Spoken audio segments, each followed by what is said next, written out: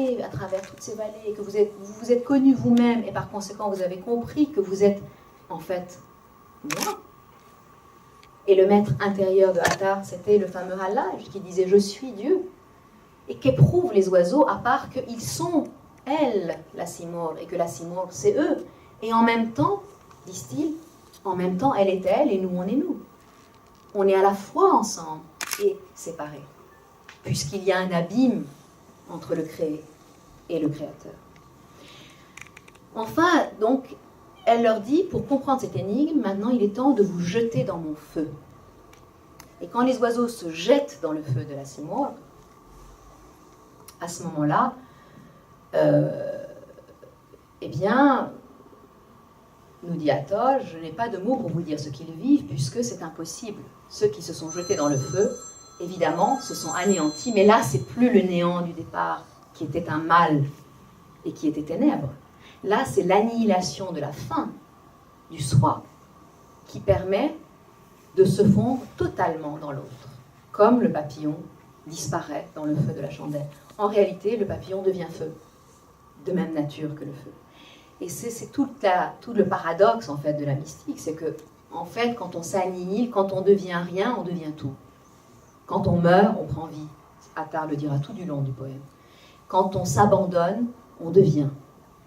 Et le néant, c'est dans ce néant-là qu'il y a l'être. C'est pas le néant d'ailleurs, c'est dans l'annihilation qu'il y a l'être. Et ça, en arabe, ça correspond à deux mots qui sont passés en persan, qui sont fana et baqa. En plus, ça chante, parce que l'arabe est une langue qui chante, et le persan peut-être encore plus, puisque ça utilise à la fois le chant de l'arabe et le chant du persan. En tout cas, fana et baqa riment ensemble, et fana, ça veut dire l'annihilation en Dieu, et baqa, ça veut dire la survivance en Dieu. C'est-à-dire qu'à partir du moment où on n'est plus rien, on devient véritablement éternel. Donc on retrouve sa vraie nature. Mais cette vraie nature, elle était là tout le temps, sauf qu'on ne le savait pas, parce que nos passions humaines nous empêchaient de voir.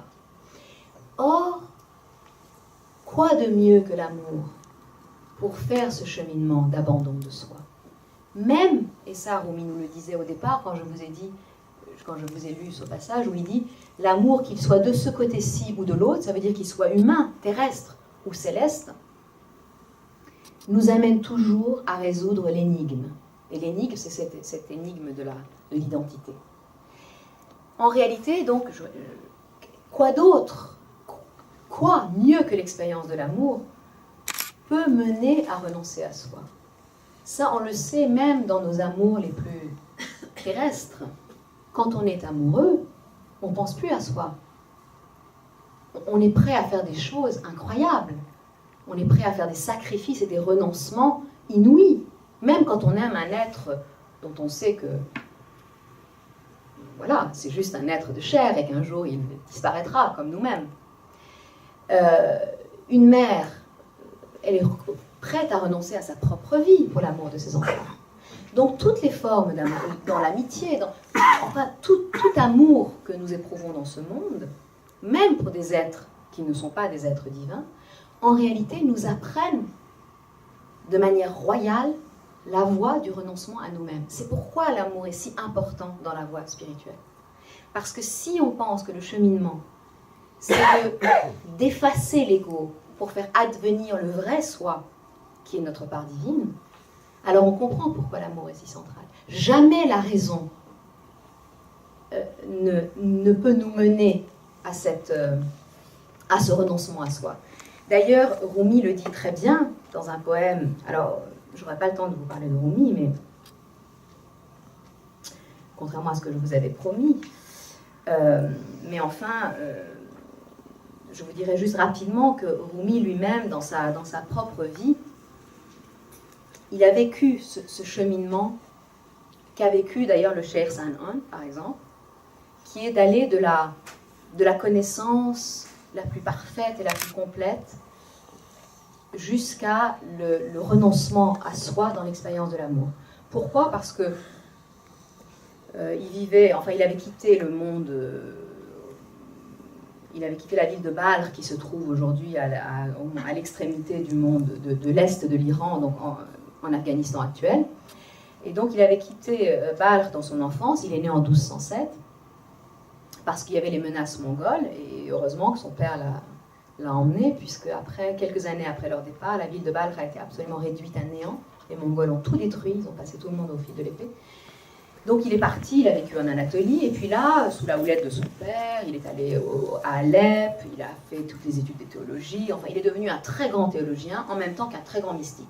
Il avait fait tous les degrés de la mystique, toutes les ascèses, toutes les veilles, les oraisons, enfin c'était vraiment un saint accompli, un peu comme les Sheikh Sanon dans l'histoire de Hathor, mais Hathor c'est avant Rumi. Et donc, il avait accompli tout cela, et puis un jour, alors qu'il avait dans les 38 ans, il rencontre un derviche errant qui s'appelle Shams, le nom de Shams signifie soleil, c'est pas un hasard, et cette rencontre a pour lui le même effet que la rencontre du Cheikh Sanon avec la jeune fille chrétienne, sauf que là c'est un vieux derviche, mais encore une fois, c'est pas la question du genre ne se pose pas, puisque nous ne parlons pas d'amour terrestre, il s'agit évidemment de voir dans le réceptacle d'un humain, dans le réceptacle humain, la théophanie, ça veut dire la lumière de Dieu manifestée. Et il voit dans Shams donc cette lumière de Dieu manifestée, il en tombe vraiment amoureux, encore une fois je précise, il en tombe amoureux spirituellement, il n'est pas du tout question, parce qu'on a entendu quelquefois à ce sujet, je ne vais même pas m'abaisser à discuter de la question, il ne s'agit évidemment pas d'un amour charnel, mais d'un amour d'âme pour ce soleil manifesté dans un corps. Et cette expérience va le bouleverser, va faire de lui un poète. Il va faire de lui le plus grand poète de la langue persane pour ce qui concerne l'amour mystique. Il a composé plus de 60 000 distiches, ça veut dire 120 000 vers, pour célébrer cet amour qu'il a brûlé de part en part. Il l'a dit lui-même, j'étais cru, c'est pas joli en français, c'est même très laid, mais enfin en persan c'est très beau. Donc j'étais cru, j'ai cuit et après j'ai brûlé. Donc il a vraiment brûlé sous l'effet de cet amour, qu'il n'a cessé de chanter en réalité toute sa vie, même si Shams a disparu au bout de 2 ans, définitivement, qu'il n'est plus jamais revenu, mais c'est resté comme une brûlure au fond de son être, et il est vraiment le Cheikh Sanon de son temps, c'est-à-dire qu'il a compris que toutes les sciences acquises avant ne le menaient pas à la connaissance profonde de lui-même et du divin, qui ne peut s'expérimenter, se goûter, ce mot est très important dans la mystique musulmane, zauq, le goût. Il faut goûter les choses, il faut que l'âme, d'ailleurs il dit, parfois il a des images étonnantes pour un poète du XIIIe siècle, il dit, l'âme se lèche les babines en pensant à toi. Comme un chat, l'âme se lèche les babines en pensant à toi. Ou toute la nuit, j'ai mangé le miel de ta ruche, en priant dans l'oraison. Donc voilà, il a beaucoup d'images comme ça, du goût de l'aimer, du goût de l'expérience amoureuse. Et donc il l'a vraiment vécu. Si quelqu'un l'a vécu, c'est lui. Mais alors lui, ce qui est extraordinaire, c'est que Cheikh Sanon, c'est un personnage poétique, inventé par Hathor. Rumi, c'est un personnage réel. Il a vécu, il a raconté ce qui lui est arrivé. Il en a porté témoignage. Et justement, il explique, alors, soit à travers des poèmes lyriques, soit à travers sa grande œuvre didactique, donc comment cet amour finalement mène à l'ultime connaissance qui est la connaissance du divin. Alors justement, il a un poème dans lequel il oppose justement l'amour et la raison. Je précise que l'amour et la raison, c'est pas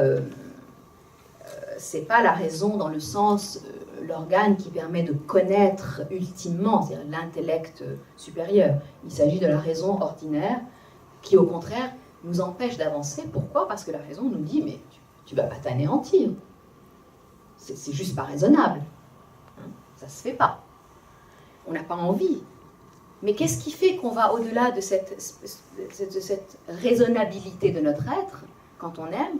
C'est précisément qu'on a ce désir qui dépasse, y compris l'instinct de préservation du soi. Et on retrouve notre haloge du début, qui disait, oui, tuez-moi. Tuez-moi parce que je veux m'annihiler pour retrouver mon aimé. C'est pas, encore une fois, ce n'est pas une invitation au suicide, je précise. Il s'agit évidemment de mort à soi. Il dit, alors, donc Rumi nous dit, au cœur d'un voile de sang, il attend de roseraie l'amour. Ça veut aussi dire que c'est pas facile, l'amour. C'est douloureux.